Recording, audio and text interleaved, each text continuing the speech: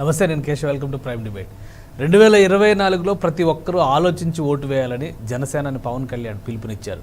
ఇప్పుడైనా ఆలోచించకపోతే బిడ్డల భవిష్యత్తు చీకటి అవుతుందని హెచ్చరించారు. జనసేన పార్టీ చేపట్టిన కౌలు రైతు భరోసా యాత్ర రెండో విడతలో భాగంగా ఉమ్మడి పశ్చిమ గోదావరి జిల్లాలో పవన్ కళ్యాణ్ పర్యటించారు. ఈ యాత్ర కోసం ఉదయమే గన్నవరం విమానాశ్రయానికి చేరుకున్నారు. అక్కడి నుంచి రోడ్డు మార్గంలో కలపర్రు మీదుగా పెదవేగి మండలం జానంపేట చేరుకున్నారు.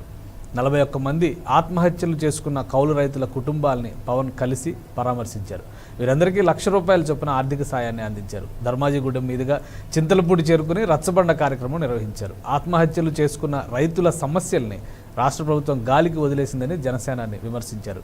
రాష్ట్రంలో వ్యవసాయం చేస్తున్న వారిలో 80% మంది కౌలు రైతులేనని, వారి ఆత్మహత్యలపై ప్రభుత్వం తగిన రీతిలో స్పందించకపోవడం బాధాకరమని పవన్ అభిప్రాయపడ్డారు. వాళ్ళ కన్నీళ్లు చూసే తాను రోడ్లపైకి వచ్చానని ప్రకటించారు. సీఎంని సిబిఐ దత్తపుత్రుడని, ఆయన మాటలు పట్టించుకోనని పవన్ ఎద్దేవా చేశారు. కౌలు రైతుల్ని ఆదుకోవడానికి మనసు రాదు. జంగారెడ్డిగూడెంలో కల్తీసారా తాగి అంతమంది చనిపోతే కనీసం స్పందించరు. ఇది మానవత్వం లేని ప్రభుత్వం అని జనసేనాని ఆక్షేపించారు. ఈ అంశాలపైన ఇవాళ ప్రైమ్ డిబేట్ చూద్దాం. ఈ డిబేట్లో పార్టిసిపేట్ చేస్తున్నారు వైసీపీ నాయకులు వెంకటరెడ్డి గారు, అలానే తెలుగుదేశం పార్టీ నాయకురాలు జ్యోత్స్న గారు, బీజేపీ నాయకులు పాక సత్యనారాయణ గారు, జనసేన పార్టీ నాయకులు శాంతిప్రసాద్ గారు కూడా లైవ్లో జాయిన్ అవుతారు. ముందుగా సత్యనారాయణ గారితో మాట్లాడదాం. సత్యనారాయణ గారు, ఈరోజు జరిగినటువంటి రైతు భరోసా యాత్రకు సంబంధించి పవన్ కళ్యాణ్ చేసినటువంటి పర్టికులర్ కామెంట్స్ 2024 విషయంలో ఆలోచించి ఓటు వేయాలి, అలానే ప్రభుత్వం స్పందించే ప్రభుత్వం కాదు, ఈ ప్రభుత్వానికి స్పందించే గుణం లేదనేటువంటి విమర్శల్ని బీజేపీ ఏ విధంగా చూస్తుంది? ముందుగా మీకు ప్యానల్లో ఉన్న వారికి డబల్9 టీవీ ప్రేక్షకులందరికీ కూడా నాకు నమస్కారాలండి. అంటే వాస్తవంగా ఇది వ్యవసాయానికి సంబంధించినటువంటి ఒక ప్రధానమైనటువంటి అంశం నాకు చర్చకు పెట్టారు. భారతదేశంలో భారత రాజ్యాంగం ప్రకారం ఎప్పుడైతే భూములకు సంబంధించినటువంటి ల్యాండ్ సీలింగ్ యాక్ట్ తీసుకొచ్చారో, ఆ ల్యాండ్ సీలింగ్ యాక్ట్ వల్ల జరిగినటువంటి ఒక పరిణామమే ఈ వ్యవసాయ రంగంలో వచ్చినటువంటి పెనుమార్పు. ఈ పెనుమార్పులకు గల కారణం ఏంటంటే, ఎప్పుడైతే సీలింగ్ ఏర్పాటు చేసి 16 ఎకరాలకి కనిష్టంగాను 45 ఎకరాలకి గరిష్టంగాను ఒక వ్యక్తికి, ఆ మెట్ట ప్రాంతాల్లో అయితే కొంచెం ఎక్కువ, ఈ కోస్తా ప్రాంతాల్లో అయితే తక్కువగానే పెట్టుకుంటూ తను ఒక 3 అంచెల కింద పెట్టి తీసుకొచ్చారు. ఈ వ్యవసాయం లాభదాయకంగా లేకపోవడం, ఈ జమీందారుల వ్యవస్థ అంతా కూడా వీళ్ళందరూ కూడా వదులుకుని బయటకు వెళ్ళిపోవటం, రైతులందరూ కూడా ప్రత్యామ్నాయ ఆర్థిక విధానానికి వెళ్ళడంతో ఈ వ్యవసాయ కూలీలుగా ఉన్నటువంటి వాళ్ళు చాలామంది ఈ వ్యవసాయాన్ని తీసుకుని వాళ్ళు కౌలు చేసేటటువంటి పరిస్థితి వాళ్ళు రావడం. అయితే విషయం ఎక్కడుంది అంటే, కారణం వ్యవసాయం చేసేటటువంటి వ్యక్తి యొక్క భూమిని కౌలు రైతుకి ఇచ్చేటప్పుడు అక్కడ ఉన్నటువంటి చిన్న మసలపు కారణంగా వాళ్ళ కౌలు రైతు నష్టపోతారు. కౌలు రైతును నేరుగా రైతు అంగీకరిస్తే యాజమాన్య హక్కు కోల్పోయే ప్రమాదం ఉంది. లా ఆఫ్ అడ్వర్స్ పొజిషన్ కింద 12-13 సంవత్సరాలు కంటిన్యూగా ఒక వ్యక్తి ఒక భూమిని కానీ దేన్నైనా సేద్యం చేస్తే ఆ యాడ్వర్స్ పొజిషన్ కింద తన యొక్క హక్కును కోల్పోయే ప్రమాదం. కాబట్టి ఇక్కడ కౌలు రైతు అతను బాధ్యత అంటే అతనికి కంపల్సరీ, అతనికి ఏంటంటే ఏ రకమైనటువంటి భరోసా కూడా కౌలు రైతుకు ఉండదు. ఇతను కౌలు రైతు అని చెప్పడానికి కావాల్సినటువంటి విషయాన్ని ఈ భూమి కలిగిన రైతు ఇవ్వడానికి అంగీకరించడు. ఇస్తే యాజమాన్యపు హక్కు కోల్పోతాడు. రెండవది, ప్రభుత్వం నుంచి వచ్చేటటువంటి ఇన్సెంటివ్స్ వస్తే అతనికి వెళ్తాయి, నష్టం వస్తే కౌలు రైతుకి వెళ్తుంది. ఇది మనం చూస్తూ ఉంటాం. మన తుఫాన్లు వచ్చినప్పుడు అయ్యి వచ్చినప్పుడు దానికి ఇచ్చేటటువంటి లాస్ ఎవరికి వెళ్తుందంటే, డెఫినెట్గా ఎవరైతే భూమి మీద 10(1) అడంగల్లో ఎవరి పేరు అయితే రెవెన్యూ రికార్డులో ఉంటుందో ఆ పట్టాదారు పాస్బుక్ ఉన్న వ్యక్తి అకౌంట్కి ట్రాన్స్ఫర్ అవుతుంది. అక్కడి నుంచి మళ్ళీ అతని దగ్గర నుంచి ఈ వ్యవసాయం చేయనటువంటి రైతు నుంచి వ్యవసాయం చేసే కౌలు రైతుకి ఇది దఖలపడే పరిస్థితి ఉంది. ఆ రకంగా లాస్ వచ్చిన కౌలు రైతుకి అంటదు. అదే కిసాన్ సన్మాన్ నిధి కేంద్ర ప్రభుత్వం ఇచ్చేటటువంటి ₹6,000 కూడా నేరుగా ఆ రైతుకి వెళ్తుంది. భూమి మీద ఈ రైతు ఉన్నాడు అని కనుక కౌలు రైతు ఉన్నాడని అసలు రైతు అంగీకరిస్తే యాజమాన్య హక్కు ఇతను కోల్పోతాడు. కాబట్టి అనేక సందర్భాల్లో రాష్ట్ర ప్రభుత్వాలు మేము నివేదించిన పార్టీ పరంగా ఈ హక్కుని కోల్పోకుండా కౌలు రైతుని పరిరక్షించే ఒక నూతన చట్టాన్ని మీరు ముసాయిదా తయారు చేయమని చెప్పి మేము కోరుతా ఉన్నాం గత అనేక సంవత్సరాల నుంచి. ఆ రకంగా చేసినట్టయితే కౌలు రైతు రక్షణలో ఉంటాడు. అదే రకంగా ఇప్పుడు ఈ యొక్క వ్యవసాయానికి సంబంధించిన ఇన్సూరెన్స్ ఉంది, క్రాప్ ఇన్సూరెన్స్. ఆ క్రాప్ ఇన్సూరెన్స్ కూడా నష్టపోతే అతని అకౌంట్కే జమ అవుతుంది. ఒరిజినల్ ఎవరు భూమి కలిగినటువంటి వ్యవసాయం చేయనటువంటి రైతు ఖాతాలో జమ అవుతుంది. కానీ భూమి మీద సేద్యం చేసేటటువంటి రైతుకి ఈ రకమైనటువంటి వెసులుబాటు లేదు. ఈ నర్మగర్భంగా గత 20-30 సంవత్సరాల బట్టి జరిగేటటువంటి ఈ నష్టం వల్ల వ్యవసాయ రంగంలో కౌలు రైతు ఘోరంగా నష్టపోతున్నాడు.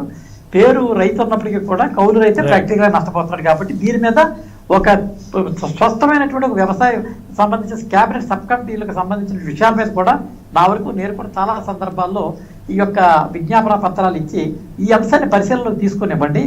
మీరు 161 రికార్డ్ చేయండి. సిఆర్పిసి ప్రావిజన్స్లో మీరు అక్కడ భూమి మీద అవసరమైతే పలానాసనం ఉన్నాడా లేదని చెప్పండి. కానీ కౌలు రైతుకి వల్ల యాజమాన్య హక్కు కోల్పోతాడన్నటువంటి అభద్రతా భావాన్ని తొలగించి కౌలు రైతు హక్కును కౌలు రైతు కల్పిస్తూ భూమి హక్కును రైతుకు ఉండేటట్టు ఉన్నట్టయితే ఖచ్చితంగా ఈ సమస్యకి పరిష్కారం దొరుకుతుంది అనేటటువంటిది ఇది వాస్తవమైనటువంటి పాయింట్. ఇది భూమికి సంబంధించిన విషయాలు. 2, ఈ ప్రభుత్వాలు అంటే గత ప్రభుత్వం కానీ ఈ ప్రభుత్వం కానీ వీళ్ళు కేవలం ఈ యొక్క ఎంతసేపు కూడా మేము ప్రభుత్వం పక్షాన రైతాంగాన్ని ఆదుకుంటామని యోచన చేసేటటువంటి ప్రయత్నమే తప్ప వ్యవసాయానికి ఇచ్చేటటువంటి నీటి సదుపాయం కానీ లేదా భూమికి సంబంధించిన భూసార పరీక్షలు కానీ లేదా ఆ యొక్క భూముల మీద ఉన్నటువంటి భూమిని శాంపుల్స్ సేకరించి ఏ ప్రాంతాల్లో ఏ పంట పండుద్ది అనేటటువంటి ఒక శాస్త్రీయ విశ్లేషణ కానీ ఎంతవరకు వీళ్ళు చేపట్టలేదు. అనేక సందర్భాల్లో చేయవలసినటువంటి విషయం ఏంటంటే ఆ యొక్క విలేజ్ అడ్మినిస్ట్రేటివ్ ఆఫీసర్స్ కానీ వీళ్ళందరూ కూడా కనుక అక్కడ భూములు తీసి ఈ ప్రాంతంలో ఇది నత్రజని తక్కువ ఉంది, ఈ భాస్వరం తక్కువ ఉంది, ఈ పొటాషియం తక్కువ ఉంది, ఈ రకమైనటువంటి దానికి ఈ కాంప్లిమెంట్స్ మీరు కలపడం వల్ల ఇక్కడ అధికంగా దిగుబడి వచ్చే పరిస్థితి ఉంది. మనకున్నటువంటి వాతావరణ పరిస్థితులు ఏంటి? నైరుతి ఋతుపవనాలు ఈశాన్య ఋతుపవనాలు రెండు కూడా ఆంధ్ర ప్రాంతంలోనే కొలుస్తాయి. అదిగా మనకి వర్షాలు ఎక్కువగా ఉంటాయి. మనం యాడ్వర్స్ సీజన్లో పనిచేస్తాం ఎక్కువగా. మనకి ప్రకృతి వ్యతిరేక విధానాలు ఉన్నప్పుడే మన వ్యవసాయం కూడా మన సేద్యం తీసుకొస్తూ ఉంటుంది. మనకు ఉన్నటువంటి పరిస్థితి ఇరిగేషన్ మీద మనం ఆధారపడి ఉన్నాం. ఇరిగేషన్కి ప్రధానమైన దీనికి వచ్చే డ్రైనేజీ వ్యవస్థ. డెల్టాలన్నీ ఆధునీకరింపబడాలి, భూమి యొక్క సేద్యం పెంచాలి, మురుగునీరు యొక్క పారుదల ఉండాలి, భూమి యొక్క విధానాన్ని తెలుసుకోవాలి.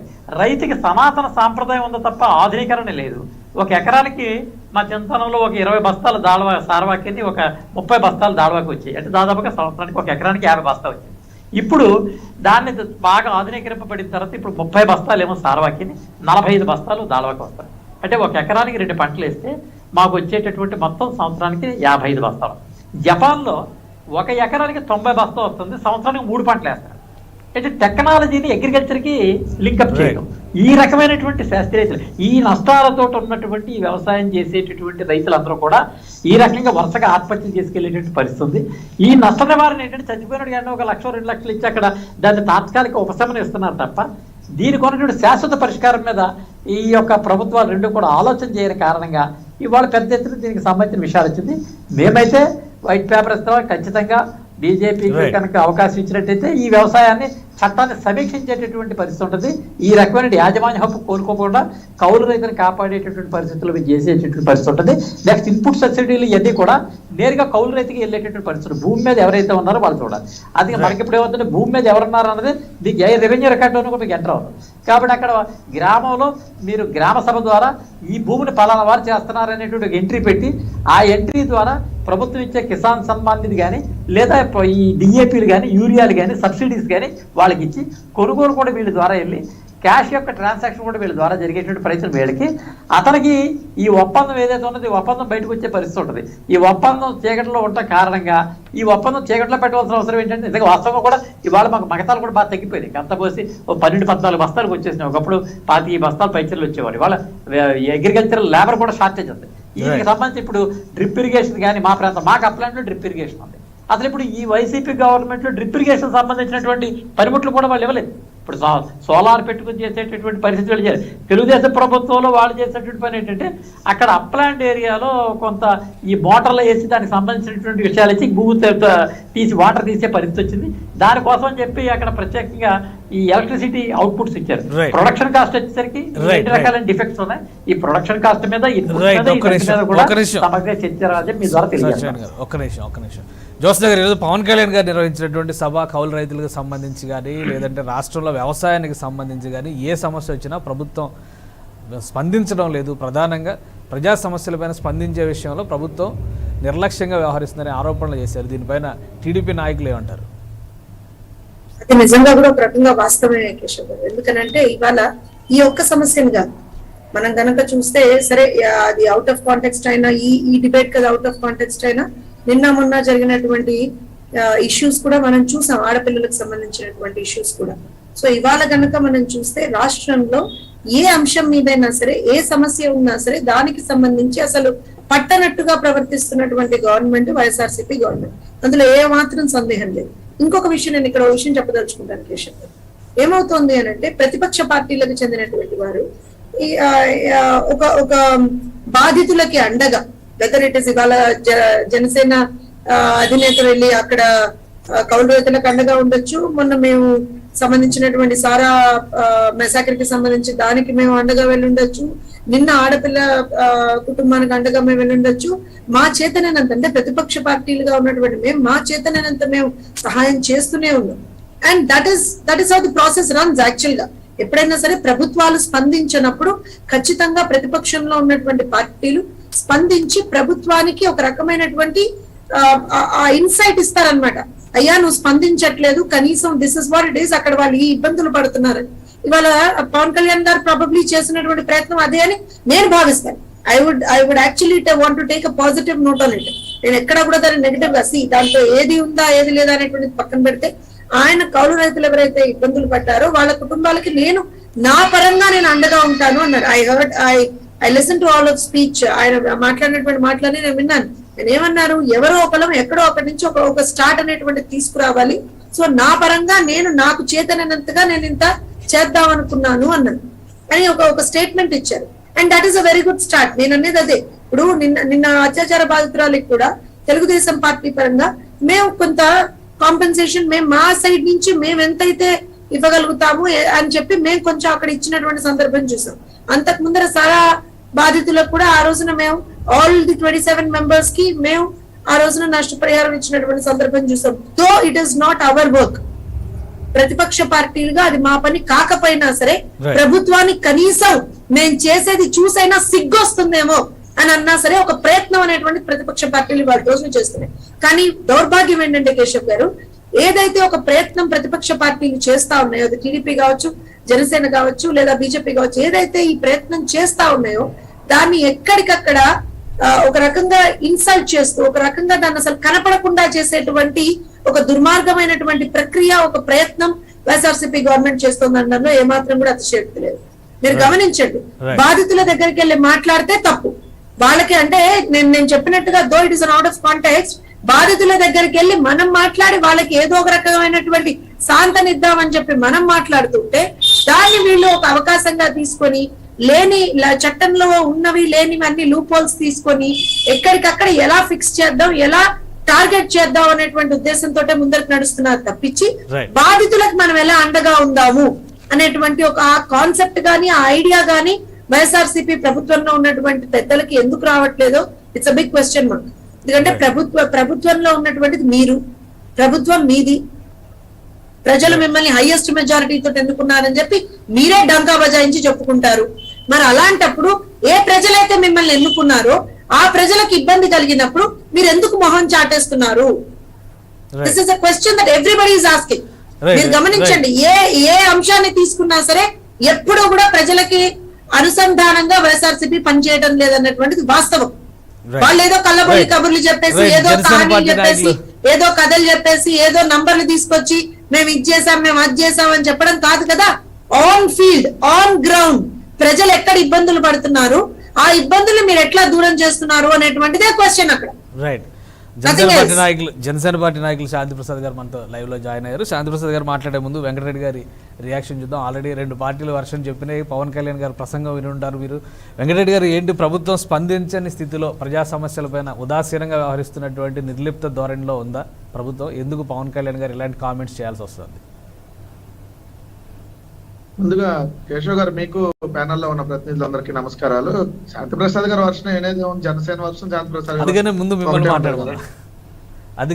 కొత్తగా అన్ని రాజకీయ పార్టీలకు సంబంధించి ఇప్పుడు అధికార పార్టీకి నేనే చెప్పాలి కాబట్టి పర్వాలేదు, ముందు చెప్పిన వెనక చెప్పిన ఒకటే కాబట్టి ఇక్కడ ఒకటి రైతులకు సంబంధించి నిజంగా ఒక బాధాకరమైనటువంటి సంఘటనలు సార్. ఎందుకంటే రైతుల ఆత్మహత్యలు అనేది దశాబ్దాలుగా జరుగుతూనే ఉన్నాయి. కథ కొంత తగ్గినటువంటి మాట వాస్తవమే. ఎందుకు రైతుల ఆత్మహత్యలు జరుగుతాయి అని అంటే, ఏదైతే రైతులు పండించినటువంటి పంటకు సంబంధించి ఏదైనా వర్షాలు పడో లేదంటే వరదలు వచ్చో ఆ పంట అనేది నష్టం చేకూరినప్పుడు అప్పులు తీసుకొచ్చినటువంటి అప్పులు తీర్చలేనటువంటి పరిస్థితుల్లో రైతుల ఆత్మహత్యలు అనేది జరుగుతాయి. అది సడన్ గా ఈ 1 సంవత్సరం పంట నష్టపోతే ఇమీడియట్ గా రైతుల ఆత్మహత్యలు అనేది జరగవు. ఒక 2 ఏళ్ళు 3 ఏళ్ళు అలా వరుసగా అప్పులతో భూమిలో కూరుకుపోయినటువంటి పరిస్థితిలో ఈ తీర్చలేనటువంటి పరిస్థితుల్లో రైతుల ఆత్మహత్యలు జరుగుతూ ఉంటాయి అనేది సహజంగా అందరికీ తెలిసిందే. కానీ ఎక్కడికక్కడ కూడా తగ్గించేటటువంటి ప్రయత్నం ప్రభుత్వం కూడా చేస్తూ ఉంది. వాళ్ళకి ఒకవేళ దురదృష్టవశాత్తు ఎవరైనా రైతులు కానీ చనిపోతే వాళ్ళకి అండగా కూడా ఈ ప్రభుత్వం నిలబడింది. అది ఎంతమందికి నిలబడింది అని కూడా నేను ఇప్పుడు మీకు లెక్కలు కూడా చెప్తా. ఇది రైతుల ఆత్మహత్యలకు సంబంధించి. 2 పవన్ కళ్యాణ్ గారు వెళ్ళి డబ్బులు ఇచ్చేటటువంటి కార్యక్రమం ఎవరికి తప్పే ఉంది దాంట్లో. ఎవరైనా కూడా ఎవరికైనా వెళ్ళి ఆర్థిక సాయం చేయొచ్చు. ఎందుకంటే మొన్న జంగారెడ్డిగూడెంలో కూడా సహజ మరణాలకు కూడా ఏదైతే వెళ్ళి ₹1,00,000 తెలుగుదేశం పార్టీ, బీజేపీ 10,000 రూపాయలు, మరి జనసేన ఇచ్చిందో లేదో నాకైతే ఎక్కడ రాలేదు. కాబట్టి మద్యం అలవాటు లేని వాళ్ళకు కూడా మద్యం వల్ల చనిపోయారని చెప్పి ఏదైతే 10 రోజులు వరుసగా కథనాలు ప్రసారం చేశారు. దానికి సంబంధించి వాళ్ళు వెళ్ళి డబ్బులు ఇచ్చారు, వాళ్ళు రాజకీయం చేశారు. సో ప్రాబ్లం లేదు, వాళ్ళకి ఎంతో కొంత డబ్బులు అయితే సాయం అందించారు కాబట్టి దాన్ని తప్పు పట్టట్లా, సాయాన్ని ఎవరు తప్పు పట్టట్లా. 2, ఇక్కడ ఇప్పుడు జరిగినటువంటి దాంట్లో వెళ్ళినటువంటి పవన్ కళ్యాణ్ గారు వెళ్ళిన దాని గురించి మాట్లాడకుండా మిగిలిన అన్ని మాట్లాడుతూ ఏదో వార్నింగ్లు కూడా ఇచ్చినట్టు నాకు కనపడింది. మా వాళ్ళు జోలికి వస్తే ఏదో నేను ఊరుకోను అని ఇచ్చారు. వార్నింగ్లు ఇచ్చారు. మా జన సైనికుల మీద చేయి పడితే అదేదో చెప్తారన్నారు. తర్వాత చేయి పడినాక చెప్తారనుకోండి బహుశా. అదే నాకు అదేదో అనేది కూడా స్పష్టంగా చెప్తే నెక్స్ట్ సినిమాలోకి బాగుండేది కదా. అంటే ఆల్రెడీ ఆయన ఒక క్లారిటీ ఇచ్చారు. కర్మ సిద్ధాంతం ఫాలో అవుతున్నాను కాబట్టి అది వచ్చినప్పుడు చెప్తాను అంటున్నారు. మనకు కూడా డిబేట్ కొంచెం బాగుంటుంది, రంజుగా మాట్లాడుకోవడానికి బాగుంటుంది కదా సార్. ఎందుకంటే అంత స్పైసీ లేకపోతే ఎట్లా, అది కూడా మాట్లాడితే బాగుండేది. ఒకటి స్పష్టం, ఇక్కడ రైతుల ఆత్మహత్యలకు సంబంధించి గడిచిన ప్రభుత్వంలో 469 మందికి ఎగ్గొడితే మళ్ళీ చెప్తున్నాను సార్, ఎగ్గొడితే ఆ రోజు ఎవరు కూడా మాట్లాడలేదు సార్. వాళ్ళకి అండగా నిలబడి మేము వచ్చిన తర్వాత, అంతకుముందు ప్రభుత్వంలో 5 లక్షల రూపాయలు కాబట్టి ఆ 469 మందికి 5 లక్షల రూపాయల చొప్పున మేము అందించడం జరిగింది. మా హయాంలో జరిగినటువంటి ఆత్మహత్యల్లో నా దగ్గర వెస్ట్ గోదావరి అయితే క్లారిటీ లేదు కానీ మన అనంతపురంలో జరిగిన దానికి సంబంధించి అయితే 95 మంది మేము వచ్చిన తర్వాత ఆత్మహత్య చేసుకోవడం జరిగింది. ఆ 95 మందికి 7 లక్షల రూపాయల చొప్పున ఏదైతే పరిహారం అందజేయడం జరిగింది. అంతకుముందు ప్రభుత్వంలో 105 మందికి వాళ్ళు ఎగ్గొడితే వాళ్ళకు కూడా 5 లక్షల రూపాయల చొప్పున, ఇదే అనంతపురం జిల్లాకు సంబంధించి 105 మంది గడిచిన ప్రభుత్వంలో చనిపోయినటువంటి వాళ్ళకి ఎగ్గొడితే వాళ్ళకి 5 లక్షలు, మా ప్రభుత్వంలో చనిపోయిన 95 మందికి 7 లక్షల రూపాయల చొప్పున ఒక అనంతపురం జిల్లాకు సంబంధించి 105 ప్లస్ ఎవరైతే 95 మంది వాళ్ళకి అందజేయడం జరిగింది. ఇది స్పష్టం. 2, కౌలు రైతులకు సంబంధించి ఇందాక సత్యనారాయణ గారు ఒక మంచి పాయింట్ చెప్పారు. కౌలు రైతులకు సంబంధించి ఇప్పటి వరకు ఎక్కడా కూడా ఎవరికి వాళ్ళకి సరిగ్గా సహాయాలు అందుతున్నటువంటి పరిస్థితి లేదని, దేశవ్యాప్తంగా, నాట్ ఓన్లీ ఏపీ, దేశవ్యాప్తంగా. మీరు అన్నట్టు ఇందాక ఇప్పుడు ప్రధానమంత్రి నరేంద్ర మోడీ గారు పిఎం కిసాన్ అని చెప్పి 6,000 రూపాయలు పొలం ఉన్నటువంటి రైతులకి, ఎవరైతే భూ యజమానులకి నెలకి 500 చొప్పున 12 నెలలకి 12 × 500 చొప్పున 6,000 రూపాయలు, సంవత్సరానికి 3 విడతలుగా అంటే 4 నెలలకు ఒకసారి 2,000 రూపాయల చొప్పున అకౌంట్ లో వేస్తున్నారు. ఇది కౌలు రైతులకు కాదు, భూ యజమానులకు సంబంధించి. కానీ రైతు భరోసాకు సంబంధించి మేము 13,500, కౌలు రైతులకు 13,500 రూపాయలు. దీంట్లో సెంట్రల్ గవర్నమెంట్ ఇచ్చే 6,000 కౌలు రైతులకు రాదండి. ఓన్లీ భూ యజమానులకే 6,000 రూపాయలు సెంట్రల్ గవర్నమెంట్ వచ్చింది, మిగిలిన 7,500 మాది, ఏదైతే రాష్ట్ర ప్రభుత్వానికి సంబంధించింది. కానీ కౌలు రైతులకి కంప్లీట్ గా 13,500 రూపాయలు. అదేది అటవీ భూములను సాగు చేసేటటువంటి వాళ్ళకి, దేవాదాయ భూముల్ని సాగు చేసేటటువంటి కౌలు రైతులకు కూడా ఈ ప్రభుత్వం వరుసగా 3వ ఏడాది కూడా అందజేసింది. ఇంకొంత ఏదైతే 3వ ఏడాది అంటే 3 విడతలుగా అందజేస్తున్నారు కాబట్టి, ఒక విడత 7,500, ఒక విడత 4,000, అలా 3 విడతలుగా అందజేస్తున్నారు కాబట్టి అవి కూడా అందింది కౌలు రైతులకు సంబంధించి. సో ఎవరైనా అదుకోస్తారు. ఎందుకంటే రైతుకి ఎవరు ఎంత చేసినా తక్కువే. దీంట్లో నేనైతే రాజకీయం మాట్లాడట్లా. నిజంగా ఇక్కడ ఆత్మహత్యలకు సంబంధించినటువంటి విషయాన్ని మనం పరిగణలోకి తీసుకోవాలి. ఈ ఆత్మహత్యల్ని ఎలా మనం పరిగణలోకి తీసుకుంటారు అనేది ఇక్కడ ప్రామాణికం. ఎందుకంటే ఇక్కడ నేషనల్ క్రైమ్ రికార్డ్స్ బ్యూరో కానీ, లేదంటే ఇప్పుడు ఎవరైతే వీళ్ళందరూ చెప్తున్నారో ఆ నేషనల్ క్రైమ్ రికార్డ్స్ బ్యూరోతో పాటు వీళ్ళేదో స్వరాజ్య వేదిక, ఇంకేదో వేదికలు చెప్పినాయని చెప్తున్నారు కదా, ఆ రైతుల ఆత్మహత్యలకు సంబంధించినటువంటి దాంట్లో ఇక్కడ క్లియర్ కట్ గా కాజ్ ఆఫ్ డెత్ అనేది అక్కడ మెన్షన్ చేయరు సార్. రైతు అనేది పంట వేసి అప్పుల వల్ల చనిపోయినటువంటి రైతులకి ఖచ్చితంగా ఈ ప్రభుత్వం పరిహారం అందించింది. ఇంకెవరన్నా మీరు అన్నట్టుగా ఒక గడిచిన నెల రోజులు లేదంటే నెల 15 రోజులు ఏదన్నా కొన్ని చోట్ల ఒకటి అలా పెండింగ్ ఉండుండొచ్చు. దాన్ని కూడా ఎవరు, ఎందుకంటే మొత్తం 100కి 100 అందరికీ పూర్తిగా అందజేసామని కూడా చెప్తే అది కరెక్ట్ కాదు. ఎందుకంటే అవి అక్కడ పరిశీలిస్తారు. మండల కమిటీ ఉంది, జిల్లా కమిటీ ఉంది, అక్కడ అధికారులు వాళ్ళు వెళ్తారు. ఆ డెత్ ఏంటి, ఎందుకు రైతు ఆత్మహత్య చేసుకుని చనిపోయాడు, అది అప్పుల బాధ వల్ల చనిపోయాడు, ఇంకేదైనా కుటుంబ కలహాల వల్ల చనిపోయారా, ఇంకేదైనా అనారోగ్య సమస్యలు ఉంటే కూడా ఏదైనా ఆత్మహత్య చేసుకొని చనిపోయారా, అవన్నీ ఎంక్వైరీ చేసిన తర్వాత ఇస్తారు. ఇది నాట్ ఓన్లీ ఇక్కడనే కాదు సార్, దేశవ్యాప్తంగా కూడా ఇదే ఉంటుంది, ప్రతి రాష్ట్రంలో కూడా దానికి సంబంధించి. సో మిగిలిన అన్నింటినీ మనం పరిగణలో తీసేసుకుని వాళ్ళు ఏదో 3,000 మంది అనో 2,000 మంది అనో లేదంటే ఇంకొక పత్రిక అయితే మన 5,000 10,000 రాశారు. అటువంటి అంటే ఇప్పుడు ఇస్తున్న వాళ్ళందరూ జెన్యూన్ పర్సన్స్ కాదంటారా? జెన్యూన్ పర్సన్స్ కాదంటారా? ఇప్పుడు ఇస్తున్న వాళ్ళందరూ పవన్ కళ్యాణ్ గారు 41 మందికి వాళ్ళ సహాయం చేశారు, మొన్న 30 మందికి చేశారు. వీళ్ళందరూ కూడా జెన్యూన్ డెత్స్ కాదంటారా? ఆత్మహత్యలు చేసుకున్నటువంటి వాళ్ళ కుటుంబాలు కాదంటారా? నేను ఇక్కడ ఎవరిని కూడా, ఇప్పుడు రైతు ఆత్మహత్యకు సంబంధించి అది రైతే, కానీ ఆత్మహత్య కలగటువంటి కారణాలను బట్టి ప్రభుత్వం అనేది పరిహారం ఇస్తుంది. అది ఏ ప్రభుత్వం అయినా సరే ఎక్కడైనా. ఆ కాజ్ ఆఫ్ డెత్, ఆత్మహత్య అనేది అప్పుల బాధ వల్ల చనిపోయారా, ఇంకేదన్నా బాధల వల్ల చనిపోయారా? ఎందుకంటే అందరూ కూడా అప్పుల వల్ల చనిపోయారు సార్, రకరకాల ప్రాబ్లమ్స్ ఉండి ఇంట్లో కూడా మీకు తెలుసు. కానీ మెజారిటీ మీరు అన్నట్టుగా ఏంటంటే రైతు ఆత్మహత్య అనే అనగానే మనం అప్పుల బాధ వల్లనే పరిగణలోకి తీసుకుంటాం. మెజారిటీ మనకు ఆ వే ఆఫ్ థింకింగ్ ఉంటది కాబట్టి. సో అక్కడ నేను ఆయన ఇచ్చినటువంటి నేను తప్పుకోవట్లేదు. నేను మళ్ళీ చెప్తున్నాను కదా, 1,00,000 కాదండి, ఓపిక ఉంటే ఇంకా 2 లక్షలు 3 లక్షలు ఎవరు ఎంత సహాయం చేసినా కుటుంబానికి అంతే కదా. అదే ప్రభుత్వం ఏదైనా కాజ్ ఆఫ్ డెత్ కు సంబంధించి అది ఆత్మహత్య అప్పుల బాధ వల్ల అయితే దానికి ఖచ్చితంగా ప్రభుత్వం పరిహారం అందిస్తుంది. అది కూడా 7 లక్షల రూపాయలు, 1 కోటి రూపాయలు కలెక్టర్ దగ్గర నిధి పెట్టినటువంటి మొట్టమొదటి ప్రభుత్వం. కలెక్టర్లకు ప్రతి జిల్లా కలెక్టర్ 1 కోటి రూపాయలు నిధి పెట్టింది. ఎందుకంటే మీరు అక్కడ ఎంక్వైరీ చేసి ఇమీడియట్ గా వాళ్ళకి పరిహారం అందించమని. సో ఎక్కడా కూడా అటువంటి జరగాలని కోరుకోవట్లేదు సార్, ఎక్కడికక్కడ తగ్గిపోవాలని కోరుకుంటా ఉన్నాం యాజ్ రైతు బిడ్డగా. కానీ దురదృష్టం, ఎందుకంటే మీకు తెలుసు రైతు రుణాలని ఇప్పుడు నేను ఇందాక ఒక మాట అన్నారు, నాకు బాధ అనిపించింది జోష్నా గారు. ఎందుకంటే సిగ్గులేదు ప్రభుత్వానికి అని చెప్పి. అమ్మా జోష్నా గారు, ఇంకైతే సిగ్గు వస్తుందేమో ఈ ప్రభుత్వానికి అన్నారు. రైతు రుణాలన్నీ బేషరతుగా మాఫీ చేస్తా, డ్వాక్రా అక్క చెల్లెమ్మల రుణాలన్నీ బేషరతుగా మాఫీ చేస్తా, 86,000 కోట్ల రుణాలు ఉంటే ఆ రుణాల మీద కనీసం వడ్డీలను కూడా మాఫీ చేయకపోతే 5 ఏళ్లలో మరి రైతుల ఆత్మహత్యలు చేసుకోరా అమ్మా? అప్పుడు మీ ప్రభుత్వానికి సిగ్గు వస్తుందో లేదా నేను అంటే అట్లా. ఆ రోజు ఆ హామీలన్నిటికీ నేను బాధ్యుడు అని చెప్పి వాళ్ళకి మద్దతుగా తెలిపి ఆ పార్టీతో పొత్తు పెట్టుకోకపోయినా మద్దతుగా ఉన్నారు. ఎందుకంటే శాంతిప్రసాద్ గారు మళ్ళీ రివర్స్ అవుతారు, మేము పొత్తు పెట్టుకోలేదని. మద్దతు తెలిపి అధికారంలోకి తీసుకొని వచ్చినప్పుడు రైతు రుణాలన్నీ బేషరతుగా మాఫీ చేస్తా అన్నప్పుడు ఏమయ్యా చంద్రబాబు నాయుడు గారు రైతు రుణాలు బేషరతుగా ఎందుకు మాఫీ చేయలేదయ్యా? ఏమయ్యా రైతులు ఆత్మహత్యలు చేసుకుంటే పరిహారం ఎగ్గొడతావయ్యా అని చెప్పి కనీసం స్పందించినటువంటి వ్యక్తులు ఈ రోజు వచ్చి రాజకీయాలు మాట్లాడుతూ ప్రభుత్వం మీద విమర్శలు చేస్తూ మేము దత్తపుత్రుడు కాబట్టి ఆయన ఏదో అంటాడు, దాన్ని రెండో పార్టీలో చెప్తాను మాట్లాడదు. ఇంకా అంత మొత్తం మీరే మాట్లాడేస్తే అట్లా అన్ని పాయింట్లన్నీ మీరు ఓపెన్ అయిపోతున్నారు. శాంతిప్రసాద్ గారు చెప్తారు కదా ఎందుకు ఆ పదాలు ఉపయోగించారు, ఎందుకు ఆ అంశాలను పవన్ కళ్యాణ్ గారు లేవనెత్తారని శాంతిప్రసాద్ గారు చెప్తారు. శాంతిప్రసాద్ గారు అలానే వెంకటరెడ్డి గారు రైజ్ చేసినట్టుగా ఈ 3,000 అనేది కానీ లేదా దేశంలోనే ఆంధ్రప్రదేశ్ 2వ స్థానంలో ఉంది కౌలు రైతుల ఆత్మహత్యలు అనేవన్నీ, వేటికి కూడా శాంక్టిటీ లేవా? ఇవన్నీ కూడా కేవలం కొన్ని స్వచ్ఛంద సంస్థలు చేసినటువంటి సర్వేలుగానే చూడాలా? ప్రాతిపదిక ఏంటి, ఏ క్రైటీరియా మీద జనసేన అని ఈ రైతులను ఎంపిక చేసి ఆదుకుంటున్నారు? పెద్దలకు, సోదరుడికి, సోదరిమణికి చూస్తున్న విషయం నమస్కారం. ఈ వైసీపీ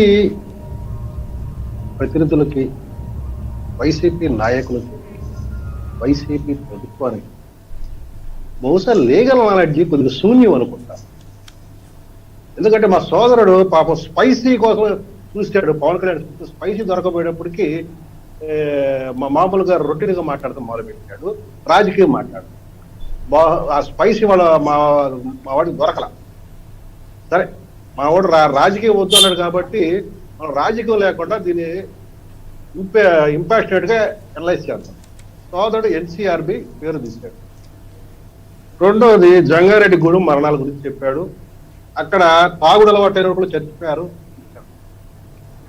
మీ ప్రభుత్వంలోని ఆర్డీఓ ప్రసన్నలక్ష్మి 3 చావులు సారా మరణాలని నిర్ధారించింది. కావాలంటే స్టేట్మెంట్ పంపిస్తాను, పత్రికల్లో కూడా వచ్చింది. కనీసం వాటినల్లా గుర్తించారా? అవి కూడా సహజ మరణాలేనా? ఆర్డీఓ ఎవరో తెలుసా? పంచనామా చేసే అధికారి. మీరు ఇందాక అంటున్నారే పంచనామా అని. ఆ పంచనామా చేసే అధికారి ఆర్డీఓ. ఇక ఎన్సీఆర్బి డేటా, అసలు మీకు ఎన్సీఆర్బి డేటా అంటే కనీస అవగాహన ఉందా? ఎన్సీఆర్బి డేటాలో ఎఫ్ఐఆర్ కాపీలు ఉండవు. ఎఫ్ఐఆర్ కాపీతో పాటు పంచనామాలు కూడా వెళ్తాయి. ఎందుకో తెలుసా? అక్కడ హత్యలు దేశం మొత్తం మీద లేకపోతే రాష్ట్రాల్లో ప్రాంతాల్లో హత్యలు ఎన్ని జరుగుతున్నాయి, రేపులు ఎన్ని జరుగుతున్నాయి, గ్యాంగ్ రేపులు ఎన్ని జరుగుతున్నాయి, బాలికల మీద రేపులు ఎన్ని జరుగుతున్నాయి, తర్వాత దోపిడీలు ఎట్లా జరుగుతున్నాయి, దొంగతనం టెర్రరిస్ట్ యాక్టివిటీ ఎట్లా ఉన్నాయి, రైతు మరణాలు ఎట్లా ఉన్నాయి, మిగతా ఆత్మహత్యలు ఎట్లా ఉన్నాయి, అసలు కొన్ని హత్యల ఆత్మహత్యల అనే దేనికి అది సెగ్రిగేట్ చేస్తూ నేరాలు విశ్లేషిస్తూ ఒక డేటా ఉంటుంది. అది ఎన్సీఆర్బి రికార్డు. ఆ ఎన్సీఆర్బి రికార్డు ఎట్లా ఫార్మ్ అవుతుందో తెలుసా? మీకు అవగాహన ఉందా? స్టేట్ గవర్నమెంట్స్ నుంచి వెళతాయి. అంటే మీ ప్రభుత్వాలు వాటికి సంబంధించిన డేటా ఇవ్వకపోతే కేంద్ర నేర పరిశోధనా బృందం దగ్గర, ఆ బ్యూరో దగ్గర ఆ డేటా ఉండదు. మొట్టమొదటిగా దీని ముందు అవగాహన చేసుకోండి. మరి మీకు లీగల్ పరిజ్ఞానం, మరి మీకు ఎవరు నేర్పరో ఏంటో మీకు ఎవరు డౌట్ ఉంటే ఎవరిని అడిగి క్లారిఫై చేసుకోవడం కూడా నాకు అర్థం కాదు. అది చేసుకోకుండా డిబేట్లోకి వచ్చేస్తారు. పంచనామా కాజ్ ఆఫ్ డెత్ అంటారు. కాజ్ ఆఫ్ డెత్ లేకుండా పంచనామా జరగదు, రాసి పెట్టుకోండి. పలు మర్డర్ కేసులు చేసే ముద్దయ్యగా ఇది న్యాయవాదిగా నేను చెప్తున్నాను. ఏ డెత్ కైనా సరే, అది సూసైడ్ అలా హోమిసైడ్ అయినా సరే, కాజ్ ఆఫ్ డెత్ ఉంటుంది పంచనామాలో. ఆ కాజ్ ఆఫ్ డెత్ లేకుండా క్రైమ్ బ్యూరోకి పంపించరు. మీ స్టేట్ గవర్నమెంట్ దగ్గర కూడా ఉంటుంది డేటా. డిస్ట్రిక్ట్ లో ఉంటుంది, స్టేట్ లో ఉంటుంది. డిస్ట్రిక్ట్ క్రైమ్ డిసిఆర్బి అంటారు. ఒకసారి వెళ్ళి చూసుకోండి. మీ జిల్లాలో, గుంటూరు జిల్లాలో ఒక్క ఎఫ్ఐఆర్ కాపీ ఉంటుందా? ఆ ఎఫ్ఐఆర్ కాపీతో పాటు అందులో జరిగిన నేరము, ఏ నేరం అనేది కూడా విశ్లేషిస్తూ డేటా ఉంటుందా? ఏ ఇయర్కి ఆ ఇయర్. దాన్ని బట్టి పలు నేరాలు పెరిగినాయా తరిగినాయా అనే ఒక అనాలిసిస్ కూడా జరుగుతూ ఉంటుంది. ముందు దీని మీద మీరు అవగాహన తీసుకోండి. ఇప్పుడు నేను కొన్ని ప్రశ్నలు వేస్తాను. బహుశా మీరు మీ అత్యుత్తమైన న్యాయవాద బృందం మీ పార్టీ బహుశా వాళ్ళ దగ్గర, ఎందుకంటే నేను మీ అంత మన న్యాయశాఖ మంత్రి గొప్ప ఘనమైన న్యాయ పరిజ్ఞానం లేని వాడిని, చాలా అజ్ఞానం ఆ విషయంలో, న్యాయ పరిజ్ఞానం విషయంలో. ఎందుకంటే ఇన్నిసార్లు నాకు మొట్టుకలు తినే అవకాశం నాకు ఎప్పుడు రాలా. 2 చట్టాలు ఉన్నాయి కౌలు రైతులకు సంబంధించి మన ఆంధ్ర రాష్ట్రం.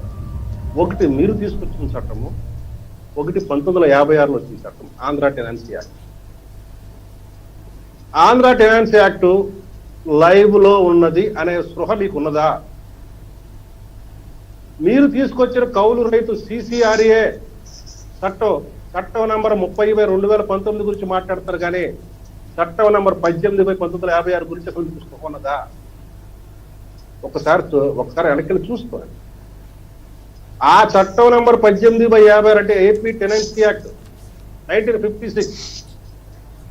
మనకి రైతాంగం ఎట్లా ఉందంటే, ఒకప్పుడు రైతు పాలేరు వ్యవస్థ ఉండేది. పాలేరు సహాయంతో రైతు వ్యవసాయం చేసుకుని రైతు కూలీలు పెట్టుకుని. కానీ పాలేరు వ్యవస్థ పోయింది మనకి. కాలానుగుణంగా అంబేద్కర్ తీసుకున్న ఆ నిర్ణయాల వల్ల, చాలా మంది చదువుకోవటం వల్ల ఆ పాలేరు వ్యవస్థ అనేది పోయి, ఆ స్థానంలో ఈ రైతు అనేవాడు కూడా భూమి మీద పెట్టిన పెట్టుబడి సరిగ్గా రావడం అనే ఉద్దేశంతో వాడు కూడా చదువులకు వెళ్ళటము, లేదా దూర ప్రాంతాలకు వెళ్ళటంతో భూమికి దూరమైన వాడి హక్కు పోలేదు. కాబట్టి ఆ భూమి నిరుపయోగం ఉంటున్నప్పుడు కౌలుదారుడు అనేది కొత్త వాడు పుట్టుకొచ్చాడు. ఈ కౌలుదారుల సంఖ్య పెరుగుతుంది. మీ వైసీపీ లెక్కల ప్రకారమే, జగన్మోహన్ రెడ్డి గారి లెక్కల ప్రకారం 30 లక్షల మంది కౌలు రైతులు. ఇది చంద్రబాబు నాయుడు ప్రభుత్వం విమర్శించిన సమయంలో మీ జగన్ రెడ్డి గారు ఇచ్చిన విస్పష్టమైన ప్రకటన. ఇది నా ప్రకటన కాదు, మా యొక్క జనసేనాని ప్రకటన కాదు. ఇది మీ సొంత ప్రకటన 2019 ఎన్నికల ముందు. ఆ 30 లక్షల మంది కౌలు రైతులు ఉంటే ఈ చంద్రబాబు నాయుడు ప్రభుత్వం వేలల్లోనే కౌలు రైతులు గుర్తించింది, 100ల్లోనే నష్టపరిహారం ఇచ్చింది అని మీరు విమర్శ చేశారు. తప్పులేదు. మీరు వచ్చిన తర్వాత మీరు తీసుకొచ్చిన చట్టం నంబర్ 30/2019 సిసిఆర్ఏ యాక్ట్ ప్రకారము ఎంతమంది కౌలు రైతుల్ని మీరు గుర్తించారు? మీ దగ్గర అధికారికమైన లెక్కలు ఉన్నాయా? 30 లక్షల మందిని మీరు గుర్తించారా? గ్రామ స్థాయిలో మీకు రికార్డు ఉందా? ముందు దీనికి సమాధానం చెప్పండి.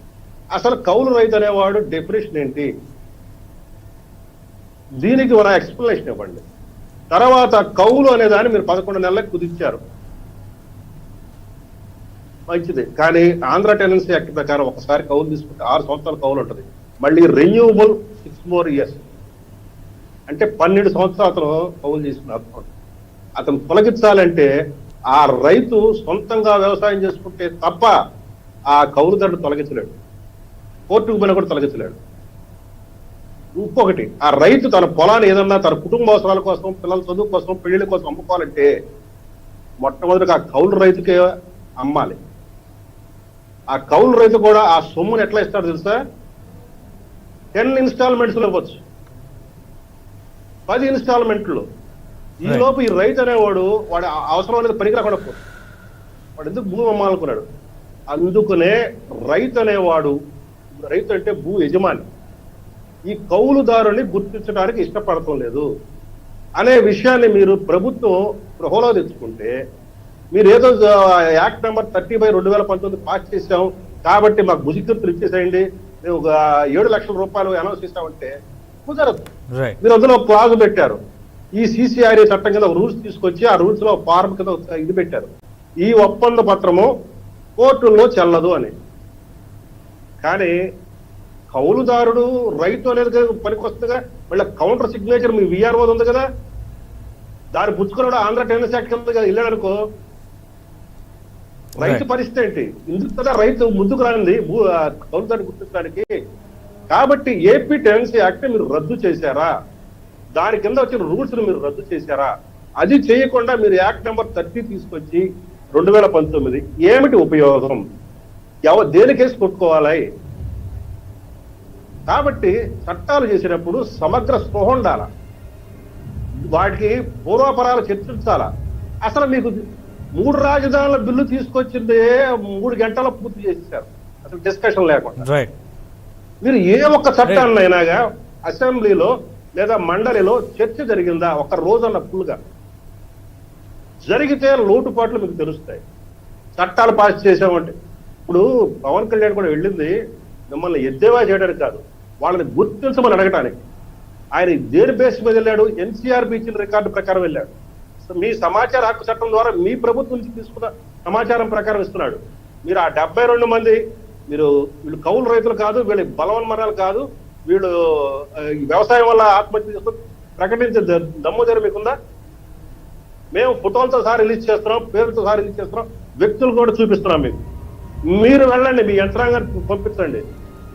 మీరు రేపు సాక్షి పేపర్లోనో లేకపోతే మీరు అఫీషియల్ గెజెట్ లో నోటిఫికేషన్ ఈ రైతు ఇదివల్ల చాలు జంగారెడ్డి కూడా చెప్పారే తెలుగుదేశం వాళ్ళు చేశారని, ఎవడో ఒక చిన్న పొరపాటు జరిగినంత మాత్రాన దాన్ని పట్టుకుని మీరు ఏలాడబాకండి. కానీ మీ ప్రసన్న లక్ష్మి ఆర్డీ వచ్చిన ఆ 3 మరణాలను గుర్తించారా మీరు?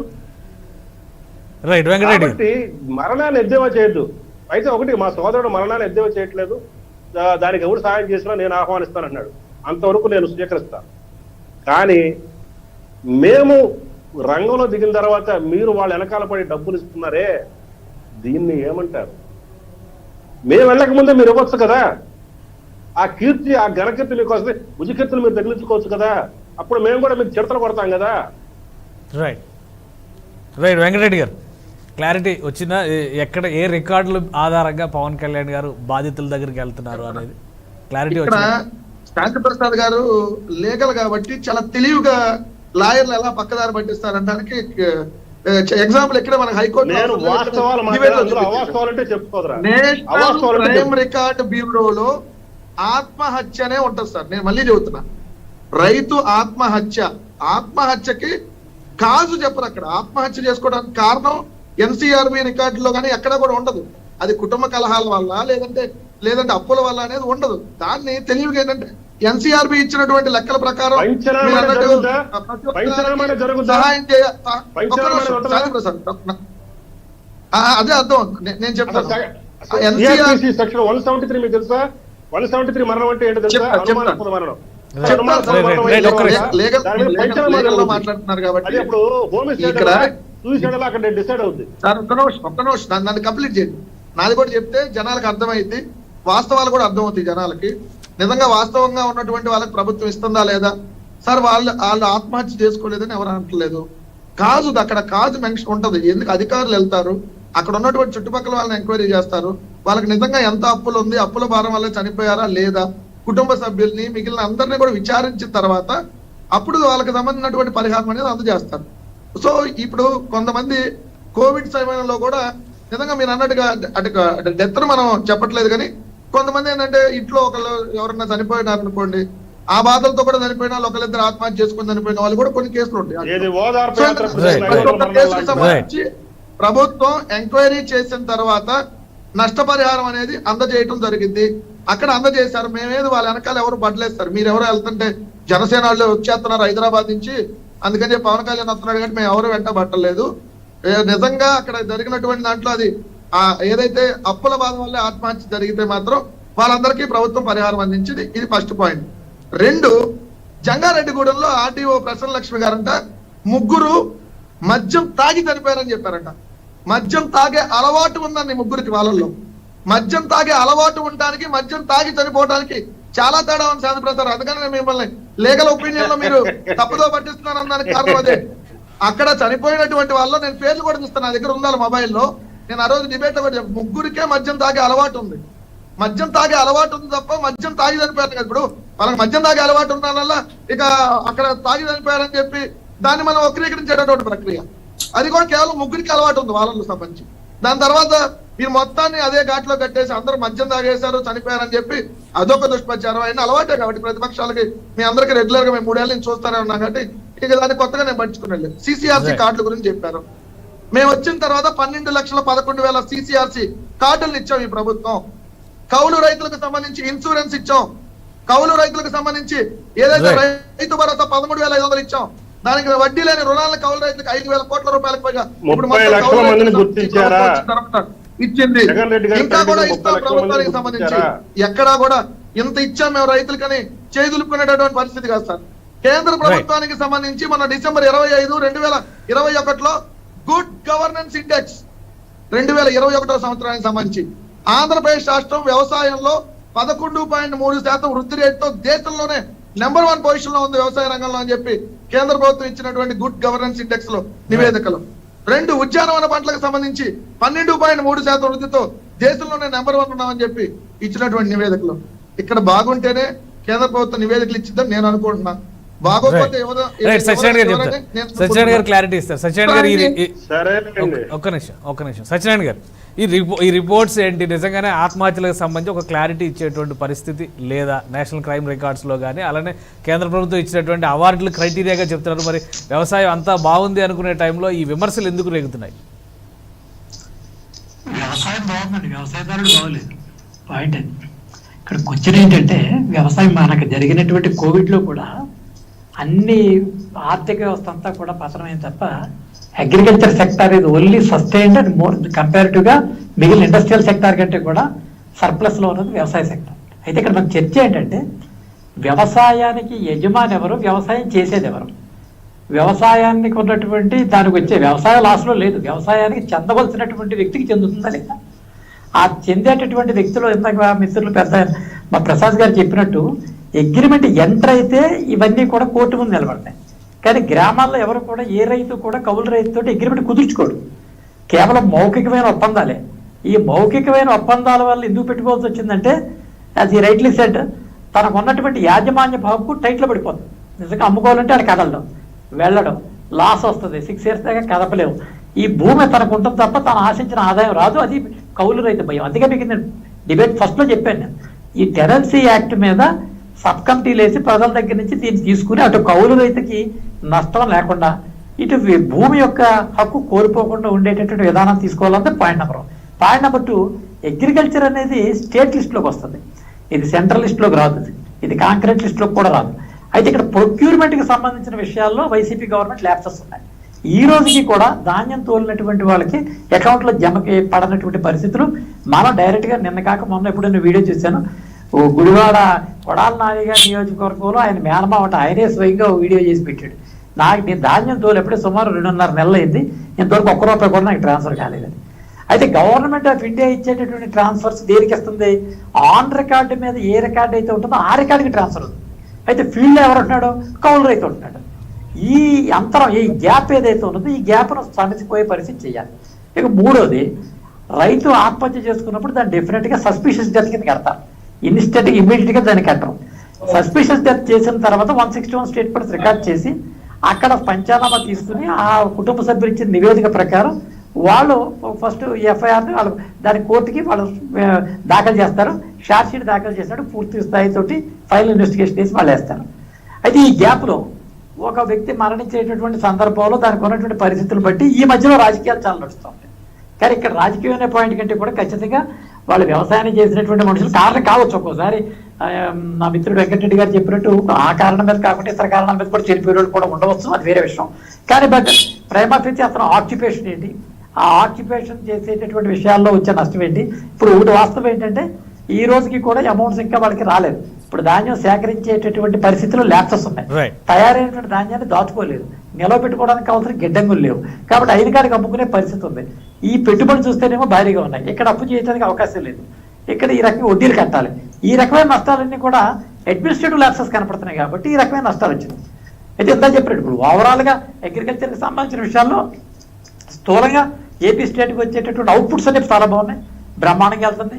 రైలు కిసాన్ ఉడాన్ అని స్పెషల్ ట్రైన్స్ ఫ్రమ్ అనంతపూర్ నుంచి పుచ్చకాయలు కూడా మొత్తం యావత్ భారతదేశానికి వెళ్తుంది. అన్ని చోట్ల నుంచి కూడా ఫ్లారికల్చర్ వెళ్తుంది, బెంగళూరు వెళ్తుంది, ఇటు అన్ని రకాలుగా వెళ్తుంది. ఫుడ్ గ్రెయిన్స్ అని ఎక్స్పోర్ట్ పంపుతున్నాం. ఇవాళ అదృష్టం కూడా దాదాపుగా మనకి రాబోయే రోజుల్లో ఒక నెల రోజుల్లోనే ధాన్యం కూడా షార్టేజ్ పరిస్థితుంది. ఎందుకంటే మనం దాదాపుగా విదేశీ ఎగుమతులు చాలా అద్భుతంగా ఆ ఉక్రెయిన్ అండ్ రష్యా ఆ వార్ క్రైసిస్ మనకి పెద్ద వరవలా దాపించి వాళ్ళ మొత్తం కాకినాడ పోర్టు లాంటి చిన్న పోర్టులు కూడా చిక్కిసిపోయిన వాడలతో మొత్తం ధాన్యం అంతా కూడా మంచి రేటుకి మనం అమ్ముతున్నాం.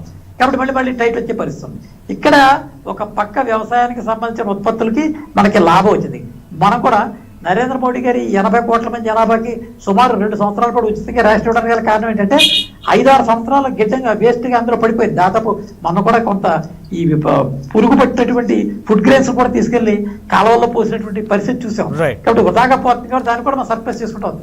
అంటే ఇక్కడ మ్యాటర్ కౌలు రైతుని యొక్క మరణాలు దాని ఆధారంగా వెళ్ళాలి. కానీ బట్ రైట్లీ సెట్ బై శాంతి ప్రసాద్ అని మాట అన్నారు. గవర్నమెంట్ లేట్గా స్పందిస్తుంది. మొన్న రేపు జరిగిన తర్వాత ఎవరో చంద్రబాబు నాయుడు వెళ్ళిన తర్వాత మీరు అల్టిమేట్, ఇక్కడ చనిపోయిన తర్వాత జనసేన వెళ్ళిన తర్వాత మీరు ultimate it was first for you to move there. మీరే వెళ్ళాలి. ఎందుకంటే you are the whole and sole representatives of this AP state. ఇది వైకారియస్ లైబిలిటీ అంటాం టెక్నికల్ గా, ఇఫ్ ఐఎమ్ కరెక్ట్. అది సర్వెంట్ చేసే మిస్టేక్ అల్టిమేట్ గా moves in favour of master. ఈ ప్రభుత్వానికి అధినేత మీరే కాబట్టి దాని బాధ్యత మీ మాట మిమ్మల్ని అడుగుతా ఉంటాం. విషయాల్లో మీ ద్వారా తెలియజేస్తాం. గారు చిన్న క్లారిఫికేషన్ మా సోదరుడికి, ఇందాక నా మాట తప్పు అని చెప్పాడు కాబట్టి ఇది 12 మార్చి 2022 నాడు వార్తలో వచ్చింది. ఇదిగోండి ఆర్డీఓ గారి ఫోటో వేస్తూ ఆమె నిర్ధారణ చేసిన మరణం చదివి మా సోదరుడి కోసం. పట్టణంలో గత 3 రోజుల నుంచి 15 మంది మాత్రం మరణించారని, వారిలో 3 నాటుసారా తాగడం వల్ల పుట్టినట్లుగా గుర్తించామని జంగారెడ్డిగూడు ఆర్డీఓ వైవి ప్రసన్నలక్ష్మి స్పష్టం చేశారు. దీనికి ముందు వార్త ఏంటో తెలుసా? విజయవాడ నుంచి డిఎంహెచ్ఓ డైరెక్టరు, ఇది మన హెల్త్ డైరెక్టరు, తర్వాత ఈ ఎస్సీబీ, తర్వాత అక్కడ కలెక్టరు, డాక్టర్లు, ఎస్సీబీ అరుణ కుమారి, ఆ జిల్లా ఎస్పీ, డిఎస్పీ, ఆర్డీఓ అందరూ కూర్చొని విచారణ చేసిన తర్వాత వీళ్ళందరూ స్టేట్మెంట్ ఇవ్వమంటే వీళ్ళందరూ పారిపోయి చివరికి ఆర్డీఓ ప్రసన్నలక్ష్మి పేపర్ ప్రకటిస్తుంటే ఆ ఇచ్చిన పేపర్ ప్రకటించింది, వార్తా పేపర్ లో ప్రచురితం అయింది. ఇది తప్పని మీరు చెప్పండి. ఆర్డీఓ ప్రసన్నలక్ష్మిని ఎక్స్ప్లోర్ అడుగుతూ షోకాజ్ నోటీస్ పంపించండి. అప్పుడు మీ మాటలు నేను రైట్. శాంతి ప్రసాద్ గారు అలానే ఈ రోజు చేసినటువంటి కామెంట్స్, ఈ రోజు పవన్ కళ్యాణ్ గారు చేసినటువంటి కామెంట్స్. కేశవ్ గారు అదేంటంటే రాంగ్ మెసేజ్ వెళ్తుంది. అన్ని పత్రికల్లో వచ్చింది, అన్ని జిల్లా పత్రికల్లో వచ్చింది. శాంతి ప్రసాద్ గారు మళ్ళీ మీరు వెళ్ళిన యూట్యూబ్ లో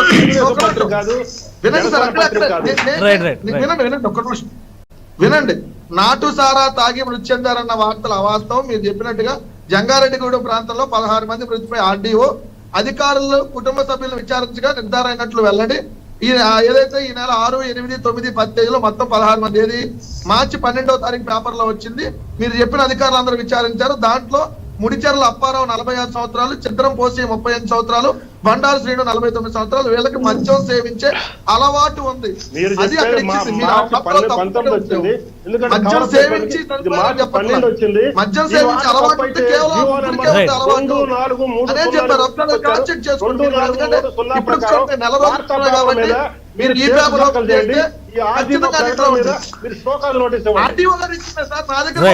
నా దగ్గర కూడా అన్ని పత్రికలు క్లిప్పింగ్ నేను తీసుకొని మనం దాని మీద సపరేట్ గా డిబేట్ చేద్దాం. ఒక నిమిషం వెంకటరెడ్డి రైట్ పొలిటికల్ కామెంట్స్ గురించి మాట్లాడదాం. ఒక నిమిషం పొలిటికల్ కామెంట్స్ గురించి మాట్లాడదాం. జ్యోత్స్న గారు, ఈరోజు పవన్ కళ్యాణ్ గారు చేసినటువంటి కామెంట్స్, ఒక దత్తపుత్రుడు అనేటువంటి విమర్శ పైన ఆయన సీరియస్ అయినటువంటి పరిస్థితి, అలానే 2024 ఎన్నికలకు సంబంధించి ప్రజలకు ఒక పిలుపునిచ్చారు. ఈ రెండు అంశాలను ఏ విధంగా చూడాలి? ఇప్పుడు వైఎస్ఆర్సీపీ నాయకులకి 24 గంటలు ఏం అలవాటు అయిపోతుంది అంటే, ఎవరైనా వాళ్ళకి అగేన్స్ట్ గా వాళ్ళు చేసేటువంటి తప్పుల్ని ఎవరైనా ఎత్తి చూపిస్తే వాళ్ళు చంద్రబాబు నాయుడు మనుషులే. బై డిఫాల్ట్ కేశవ్ గారు మీరు రాసి పెట్టుకోండి. రేపు పొద్దున్న ఏ ప్రభుత్వాధికారి అయినా సరే బయటకు వచ్చి మీరు నా శాఖలో తప్పు జరుగుతోంది అని మాట్లాడితే వాళ్ళు కూడా చంద్రబాబు నాయుడు మనుషులే. ఇది కూడా మనం ఇదివరకు చాలా సందర్భాల్లో చూసాం కూడా. సో బై డిఫాల్ట్ వాళ్ళ ఉద్దేశంలో ఎవరైనా సరే వైఎస్ఆర్సీపీ కానీ వైఎస్ జగన్మోహన్ రెడ్డికి కానీ అగేన్స్ట్ గా మాట్లాడుతున్నారు, వాళ్ళు చేసేటువంటి తప్పులు ఎత్తి చూపిస్తున్నారు అంటే మాత్రం వాళ్ళు బై డిఫాల్ట్ చంద్రబాబు నాయుడు మనుషులే, వాళ్ళు బై డిఫాల్ట్ చంద్రబాబు నాయుడు గారి ఆదేశాల ప్రకారమే పనిచేస్తున్నారు అంటారు. ఇక్కడ మనం అర్థం చేసుకోవాల్సింది ఏంటంటే, రాష్ట్రంలో జరుగుతున్నటువంటి ఈ వివిధ పరిణామాలను చూస్తూ ఎవరికి వాళ్ళు ఇండిపెండెంట్ గా డెఫినెట్ గా దే రియాక్ట్. అది చంద్రబాబు నాయుడు గారు ఒక రకంగా రియాక్ట్ అవుతారు, పవన్ కళ్యాణ్ గారు ఒక రకంగా రియాక్ట్ అవుతారు, బీజేపీ వారు ఒక రకంగా రియాక్ట్ అవుతారు, సిపిఎం వాళ్ళు ఇంకొక రకంగా రియాక్ట్ అవుతారు. Every party has got their own strategy, వాళ్ళ సిద్ధాంతం అన్ని ఉంది. ఎవరికి వారు ఏ విధమైనటువంటిగా మనం రియాక్ట్ అవ్వాలి అన్న రకంగా రియాక్ట్ అవుతారు. ప్రతి దానికి కూడాను చంద్రబాబు నాయుడు గారే కారణము, నువ్వు పోయి చంద్రబాబు నాయుడు దత్తపుత్రుడివో, లేకపోతే నువ్వు చంద్రబాబు నాయుడు ఇంట్లో ఉంటావో, లేదా నువ్వు చంద్రబాబు నాయుడుకి ఈవుడిగం చేస్తున్నావో, ఇవన్నీ మాటలు కాదు కదా. ఎందుకంటే ఈ మాట నేను ఎందుకు మాట్లాడాల్సి వస్తుంది, ఇదివరకు చాలా సందర్భాల్లో చాలా మంది గురించి వీళ్ళు ఈ మాటలు మాట్లాడారు కాబట్టి. ఇప్పుడు పవన్ కళ్యాణ్ గారు డెఫినెట్ గా గివ్ అన్ ఆన్సర్. ఆయన అట్లా మాట్లాడే ఆయన పార్టీని నడుపుకుంటున్నాడు. ఆయన బీజేపీ తోటి ఏమంటారు అంటే ఒక దీంట్లో అసోసియేషన్ అలయన్స్ లో ఉన్నారు, వాళ్ళ సిద్ధాంతం ప్రకారంగా వాళ్ళు పని చేసుకుంటున్నారు. దాంట్లో చంద్రబాబు నాయుడుతో ఏం రిలేషన్ అండి వీళ్ళకి? నేను చంద్రబాబు నాయుడు చెప్తే ఒక్క నిమిషం కేశవ్ గారు, నేను చంద్రబాబు నాయుడు గారు చెప్తే మాట్లాడుతున్నాడు ఆ పవన్ కళ్యాణ్ 24 గంటలు ఇదే ఆరోపణలు చేస్తూ వీళ్ళు అందరికి వెళ్తారా? ఆయనంతటా ఆయన వర్క్ చేసుకుంటున్నాడు, మా అంతటా మేము వర్క్ చేసుకుంటున్నాము. కాకపోతే ఇక్కడ ఉన్న కామనాలిటీ ఏంటో చెప్తాను నేను మీకు. కామన్ పాయింట్ చెప్తాను. మేమందరం కూడా ప్రభుత్వం చేసేటువంటి ప్రజా వ్యతిరేక విధానాల మీద పోరాటం చేస్తున్నాం. ఆయన లెవెల్లో ఆయన చేస్తున్నాడు, మా లెవెల్లో మేము చేస్తున్నాం. ఇందాక శాంతి స్వరూప్ గారు చెప్పినట్టుగా నిన్న అత్యాచార బాధితురాలికి మేము వెళ్ళి ఒక కాంపెన్సేషన్ ప్రకటించేంత వరకు కూడా కనీసం గవర్నమెంట్ కి సంబంధించినటువంటి వాళ్ళు ఎవరు కూడా రియాక్ట్ అయినటువంటి సందర్భం కూడా మనం చూడలేదు.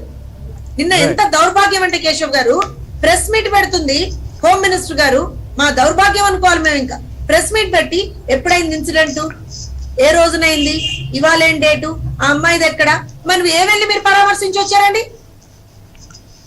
You are the home minister of the state. అంత పెద్ద ఇన్సిడెంట్ అయింది, ప్రభుత్వ ఆసుపత్రిలో అయింది. గాడ్ నోస్ అసలు ఆవిడ వెళ్ళి మీరు చూడండి, అది ఆ వీడియో క్లిప్పింగ్స్ కూడా మీ దగ్గర ఉన్నాయి కదా కేశవ్ గారు.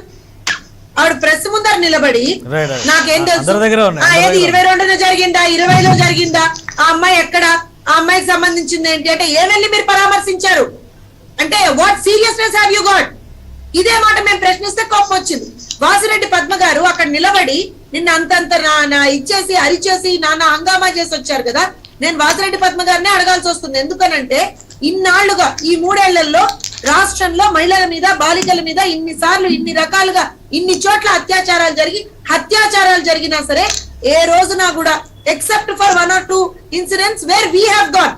మళ్ళీ చెప్తున్నా కేశవ్ గారు, ఎక్కడైతే మేము వెళ్ళాము, ఇది నేను ఒక్కొక్క ఎగ్జాంపుల్ చెప్తున్నా, మీకు శాంతి స్వరూప్ గారు చెప్పిన దానికి ఒక ఎగ్జాంపుల్ నేను చెప్తున్నాను.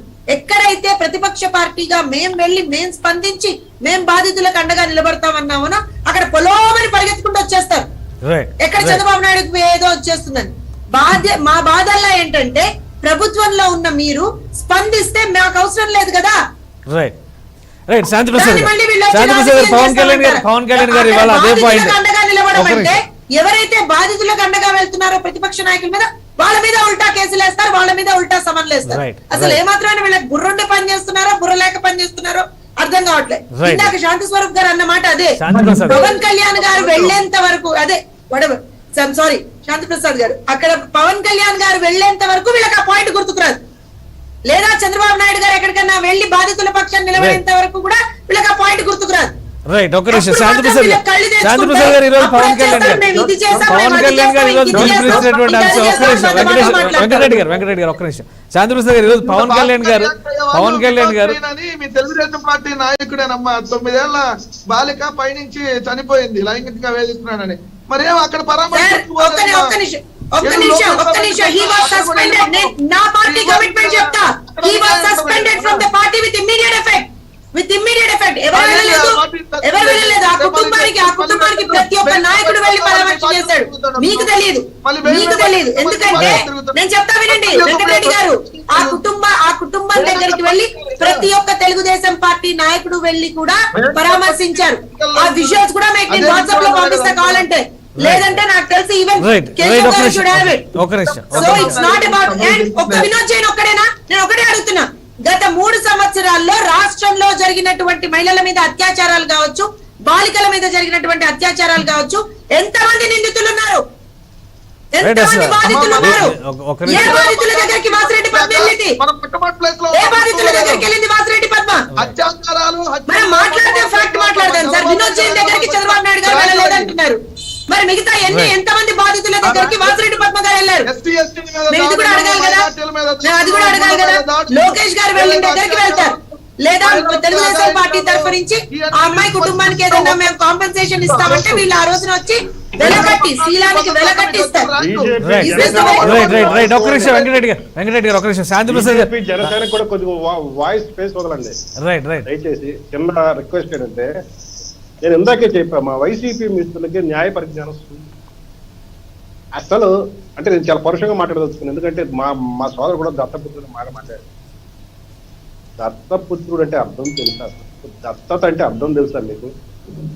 దత్తత అనేది అధికారికంగా తీసుకుంటారు, బహిరంగంగా వాళ్ళని గుర్తిస్తారు దత్తత అని. దానికి ఒక ఒప్పంద పత్రం ఉంటుంది, దాన్ని రిజిస్టర్ కూడా చేసుకుంటారు అవసరం అయితే. ఇప్పుడు జగన్ రెడ్డి వచ్చి రిజిస్టర్ చేశాడా దత్తప అగ్రిమెంట్ ని? లేదా సాక్షి సంతకం పెట్టాడా జగన్ రెడ్డి వచ్చి? లేదా మా వెంకటరెడ్డి సంతకం పెట్టాడా దత్తపుత్రుడు అనే దానికి? ఏం మాట్లాడతారు? బుద్ధి జ్ఞానం అసలు ఏమాత్రం ఉందా? ఇంగిత జ్ఞానం, కనీస జ్ఞానం ఉందా మీకు? న్యాయశాఖ మంత్రి కనీస జ్ఞానం లేకుండా దత్తపుత్రుడా? చెత్త మాటలు మాట్లాడబాకండి. తర్వాత పీకడానికి కూడా ఏం మిగలో మీకు. మీరు ఒకటి గుర్తు పెట్టుకోండి, మీరు జైలు పక్షులు, మీరు 420 గాళ్ళు, మీ మీద 420 ఇప్పటికీ పెండింగ్ ఉంది. బెయిల్ మీద ఉన్న జైలు పక్షులు. మేము సంపాదించుకోరాం కానీ మేము సంపాదించుకోలేము. ఆయన సంపాదించుకుంటాడు కానీ మీ ముఖ్యమంత్రుడు లేదు కదా. ఏం పీకుతారన్నా కదా, చూపిస్తాం. చెత్తపుత్రుడు, జైలు పక్షి, 420 అవినీతి పుత్రుడు,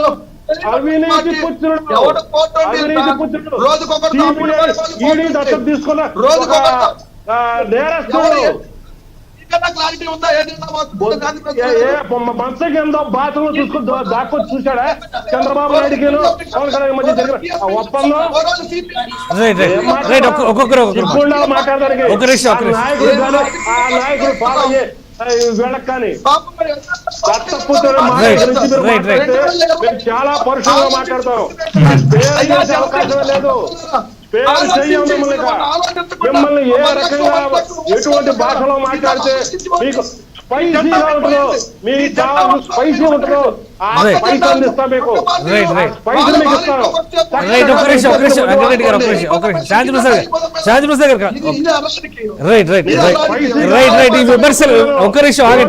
దయచేసి ఒక్క నిమిషం ఆగండి. ప్రజల కోసం జైలుకి వెళ్ళాలి. రైట్ వెంకటరెడ్డి గారు ఒక నిమిషం మళ్ళీ ఒక్క నిమిషం శాంతిప్రసాద్ గారు ఒక్క నిమిషం పార్టీగా నడుస్తున్నారు. వ్యక్తిగతంగా వద్దు ఒక్క నిమిషం మీ గౌరవం చెప్పాలి ఎక్కడ ఉందో అది చెప్పు. ఆ రోజు ఆ వదిన బాధ ఎక్కడ ఉందో చెప్పు. ఆ వదిన బాధ లేదు. ఆ తల్లేదు. ఏమి రాజకీయ పార్టీ రోడ్డు మీద పడి ఏడుస్తూ తల్లేదు ఇప్పుడు. రైట్ ఒక్క నిమిషం సార్ ఒక్క నిమిషం మీరు శాంతించాలి. శాంతిప్రసాద్ గారు మీరు శాంతించాలి. ఒక్క నిమిషం వెంకటరెడ్డి గారు ఒక్క నిమిషం దయచేసి ఆగండి. అంటే వ్యక్తిగతమైనటువంటి విమర్శలు అవసరం లేదు. మనం రాజకీయంగా ఏ పార్టీకి ఆ పార్టీ స్టాండ్ చెప్పుకునేటువంటి అవకాశం ఉంటుంది. అలానే రాజకీయ నాయకులు కూడా వాళ్ళకి సంబంధించినటువంటి వ్యాఖ్యానాలు చేసుకునే అవకాశం ఉంటుంది. వ్యక్తిగతమైనటువంటి విమర్శలు వద్దు దయచేసి. 2024 ఎన్నికలకి సంబంధించి పవన్ కళ్యాణ్ ఒక ఎజెండా ఇచ్చారు. ఆ ఎజెండా ప్రకారం ప్రజలే నిర్ణేతలు, ప్రజలే నిర్ణయాధికారం తీసుకునేటువంటి వ్యక్తులు కాబట్టి ఓటు వేసేటువంటి క్రమంలో ఎవరు సరైన వాళ్ళు ఆలోచించుకొని ఓటు వేయండి అనేటువంటి పిలిపించారు. ఆ కామెంట్ మీద మనం రియాక్ట్ అయ్యి కంక్లూడ్ చేద్దాం. వెంకటరెడ్డి గారు కానీ శాంతిప్రసాద్ గారికి కొంచెం సహకరించాలి. శాంతిప్రసాద్ గారు స్పైసీ అడిగాడు కాబట్టి నేను స్పైసీ ఇస్తున్నా. లేదు వాళ్ళు ఆ మాట అనకపోతే నేను అసలు మాట్లాడను. నేను ఇందాక చాలా గౌరవప్రదంగా మాట్లాడా.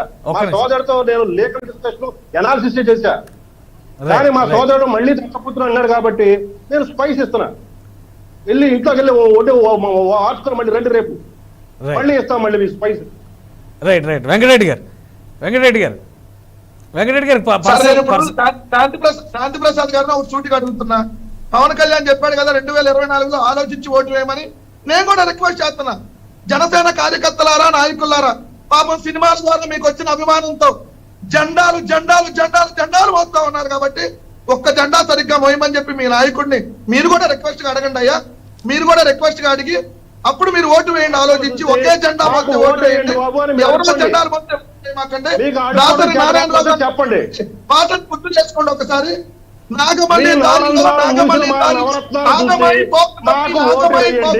ఆ పాట ఒక్కసారి విని మీరు ఓట్లు వేయండి అని చెప్తున్నా. నేను కూడా ఒకసారి ఆత్మపరిచయం చేసుకుని ఓట్లు ఒకసారి రెడ్డిలా ఎంతమంది రెడ్డిలు ఉన్నారో ఒకసారి లిస్ట్ చేయండి. కంక్లూడ్ చేద్దాం 50 మంది రెట్లు గెలిస్తే ఎమ్మెల్యేలుగా 4 మంత్రి పదవులు ఇచ్చాం. కానీ ఎస్సీ ఎస్టీ బీసీ మైనారిటీలకి పెద్దపేట వేసినటువంటి మొట్టమొదటి ప్రభుత్వం. గర్వంగా దమ్ముగా చెప్తాం సార్. మేమేం చేస్తున్నా ప్రజల కోసం చేస్తున్నాం, పడుగు బలహీన వర్గాల కోసం చేస్తున్నాం. చంద్రబాబు ఏం మాట్లాడాడు దళిత ఉప ముఖ్యమంత్రి గురించి? మీరు పనిచేస్తున్నా ఏదో మీడియా కోసం మీరు సమాచారం లేకుండా ప్రెస్ మీట్కి వచ్చింది. అదే మీరు దళితులకు ఇచ్చే గౌరవం, వాళ్ళకి ఇచ్చే బ్రీఫింగ్. వాళ్ళని వాడుకుంటున్నారు మీరు.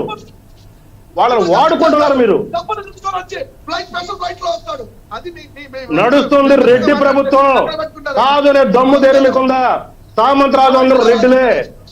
అక్కడ ఉన్నది మహారాజు రెడ్డి. కూడా టీవీ డిబేట్ లో మా రెడ్డి గారే. టీవీ డిబేట్ లోకి అధికార ప్రతినిధిగా ఒక్క దళితుడు రాడు. అధికార ప్రతినిధిగా టీవీ డిబేట్ లోకి రాడు. ఒక క్లారిటీ ఇద్దాం. కంక్లూడ్ చేసే ముందు ఒక క్లారిటీ ఇద్దాం శాంతిప్రసాద్ గారి. అంటే ఎవరి ఆ భావజాలం వాళ్ళకు ఉంటుంది. అయితే జగన్మోహన్ రెడ్డి కావచ్చు, పవన్ కళ్యాణ్ కావచ్చు, ఒక్క నిమిషం గారు డిబేట్ లో ఎందుకు కనపడరు? ఒక నిమిషం. అది పార్టీ అధికార ప్రతినిధులు కనిపిస్తారని చెప్పి ఆల్రెడీ అనౌన్స్ చేశారు. అది ఆ విషయం పక్కన పెట్టండి. 2024 ఎన్నికలకి సంబంధించి ఏ పార్టీ అయినా కానీ ప్రజల ముందు చూస్ చేసుకోవాలంటే పవన్ కళ్యాణ్ చెప్పినట్టుగా ప్రజా సమస్యల మీద పోరాడేటువంటి పార్టీని చూస్ చేసుకోవాలంటే ప్రజలకి కనీసం ఆ స్పేస్ ఇచ్చేటువంటి అవకాశం ముందు పార్టీలు ఇవ్వాలి. అటువంటి వాతావరణం కల్పించాల్సినటువంటి బాధ్యత పార్టీల పైన ఉంది. మీరేమంటారు?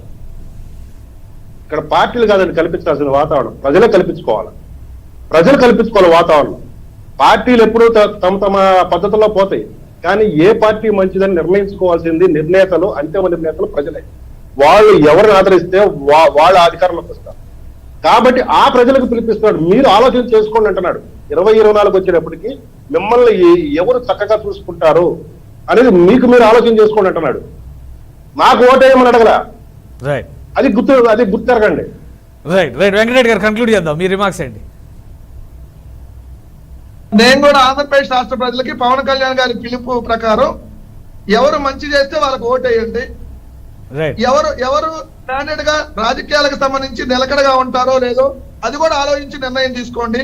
ప్రజల తరపున పోరాడింది ఎవరు, ఏ రాజకీయ పార్టీల తరపున పోరాడుతుంది ఎవరో ప్రజలు ఆలోచించి ప్రజలకు విజ్ఞప్తి చేస్తారు. రైట్, కంక్లూడ్ చేద్దాం. సత్యనారాయణ గారు మీరేం చెప్తారు ఫైనల్ గా 2024లో ప్రజలు ఆలోచించాల్సినటువంటి విధానం? ఇప్పుడు ప్రధానంగా చర్చ వ్యవసాయం మీద పెట్టారు మీరు, కౌలు రైతులకు సంబంధించి. వ్యవసాయ రంగం మీద తెలుగుదేశం నిర్ణయం, తర్వాత ఇప్పుడు వైసీపీ నిర్ణయం. భారతీయ జనతా పార్టీ జనసేన పక్షాన మా ఆలోచన ఏంటంటే ఒకటి పెనము, ఇంకోటి పొయ్య, ఈ రెండింటి మీద వ్యవసాయం ఉంది. కాబట్టి ఈ రెండింటిని పక్కన పెట్టి మా కూటమి కనుక మీరు పట్టం కడితే మా పాలసీని మేము నిర్ధారిస్తున్నాం, కౌలు రైతు హక్కులు పరిరక్షిస్తాం, వ్యవసాయాన్ని అభివృద్ధిలోకి తీసుకెళ్తాం. రాబోయేటటువంటి రోజుల్లో ఇరిగేషన్ కానీ, డ్రైనేజ్ కానీ, ఇందాక చెప్పినటువంటి భూసార పరీక్షలు కానీ, లేదా ఇన్సెంటివ్లు కానీ నేరుగా అర్హులకి అందజేసేటటువంటి ప్రయత్నం చేస్తాం మీ ద్వారా తెలియదు. రైట్, జ్యోత్స్న గారు ఫైనల్ గా మీరేం చెప్తారు? వాటి కోసం ఆలోచించాల్సినటువంటి అవసరం అయితే ఉంది. ప్రజల తరఫున ఎవరు గళం వెప్పుతున్నారు, ప్రజల తరఫున ఎవరు పోరాడుతున్నారు, ఎవరు ప్రభుత్వంలో కూర్చొని దొంగ హామీలు ఇచ్చి, అబద్ధపు హామీలు ఇచ్చి ప్రభుత్వంలో కూర్చొని వాటి రోజున ప్రభుత్వం నడిపిస్తున్నారు, ఇది ఆలోచన చేస్తే ప్రజలు ఓటేయాలి. రైట్, థ్యాంక్ యూ జ్యోత్స్న గారు, సత్యనారాయణ గారు, అలానే శాంతి ప్రసాద్ గారికి, వెంకటరెడ్డి గారికి కూడా ధన్యవాదాలు. ఇది ఆంధ్రప్రదేశ్లో కౌలు రైతుల భరోసా యాత్రగా పవన్ కళ్యాణ్ చేపట్టినటువంటి యాత్రలో ఇచ్చినటువంటి కన్క్లూజన్ అది. అయితే రాజకీయాలకి ప్రాధాన్యం ఇచ్చేదానికంటే ప్రజా సంక్షేమానికి ప్రాధాన్యం ఇవ్వాలి. అలానే ప్రజలు కూడా ఎవరు తమ శ్రేయస్సును చూస్తున్నారో వారిని చూసి 2024లో ఓటేయాలనేది పవన్ కళ్యాణ్ ఇచ్చినటువంటి పిలుపు. ఈ అంశం పైన ఏ పార్టీకి కూడా భేదాభిప్రాయాలు లేకపోయినప్పటికీ కూడా అనుసరించేటువంటి విధానాలని ప్రజలు అర్థం చేసుకోవాల్సినటువంటి సమయం ఇప్పుడు ఆసన్నమైందని చెప్పి భావించాలి. ఇది ఇవాళ ప్రైమ్ డిబేట్. Keep watching.